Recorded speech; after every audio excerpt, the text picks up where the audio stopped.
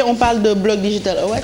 waaw on va parler de Blog Digital Award xam nga dëkk bu nekk am nga sa manifestation. France am na Golden Blog Award en France. En Angleterre am nañ Blog Award au Royaume-Uni. Donc Sénégal aussi dañu proposer aujourd'hui ñu am tamit suñu Blog Digital Award.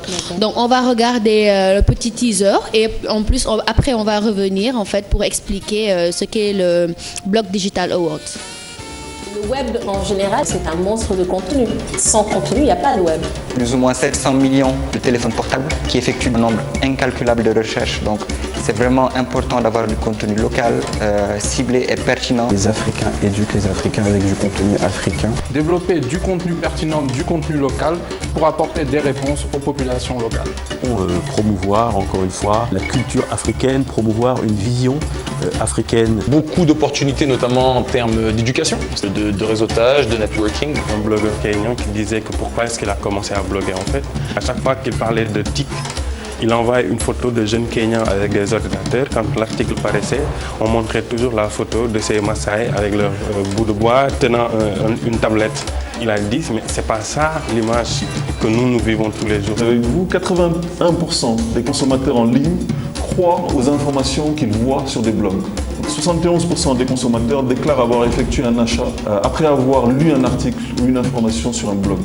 On est des blogueurs spécialisés qui puissent être des leaders d'opinion. On voit que le blogging récemment a explosé. On a beaucoup de types de contenus, genre les youtubeurs, les viners. C'est également un des plus importants marchés économiques du monde. On a le cas de Iroko TV au Nigeria, AfroStream en France, Marodi TV. C'est une opportunité que n'importe quel jeune a pour se faire donc une place sur la toile. C'est déjà la création d'emplois. S'il y a beaucoup de jeunes qui sont dans le contenu web, qui créent, qui essaient d'innover, qui font des vidéos. C'est-à-dire plus tu mets de contenu, plus tu as des utilisateurs qui viennent se connecter à ta chaîne. Voilà donc loolu mooy awards yi nga xamante ne ñi ngi koy préparé fii nii Sénégal. Ouais, en fait les Blog et Digital Awards ont été initiés comme je l'ai dit tantôt dans l'objectif d'encourager la création de contenu du web. C'est comme ce que Doudou fait. Donc tout ce qui est parce qu'ils ont vu que ici le système de le blogging est à son balbutiement. Donc des sujets comme technologie, web ak politique, ils sont assez bien représentés, mais ce n'est pas que ça qui existe en fait dans le domaine de la technologie. Donc et là on a noté qu'il y a une ascension fulgurante plutôt des utilisateurs du web. Et c'est pour ça comme ni TFM nekkee le miroir du Sénégal noonu la ñu bëggee am web sénégalais bu nekk le miroir de la vie de tous les jours. Donc looloo tax ñu instauré Blog Digital Awards bi. Et dans ça ils veulent représenter tout ce qui est musique, société, faits divers, mode, économie, automobile et tout. Léegi ku bëgg participer comment tu fais? maa ngi siy ñëw en fait pour cette première il y a 3 distinctions awards. Il y a le best blog ou webzine, c'est la rubrique qui récompense le meilleur blog ou webzine mooy site quoi.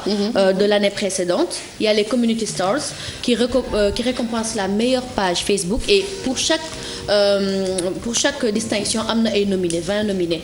Et il y a aussi le blogueur de l'année qui récompense bien sûr le blogueur qui a marqué l'année de par ses actions. D'accord. Donc il y a un règlement bien sûr. Il y a le vote du public et des juges. Donc le public peut voter pour le blog et la page de son choix. Et les blogueurs ou administrateurs de page peuvent voter pour eux-mêmes. Ah mën nañu voter seen bopp.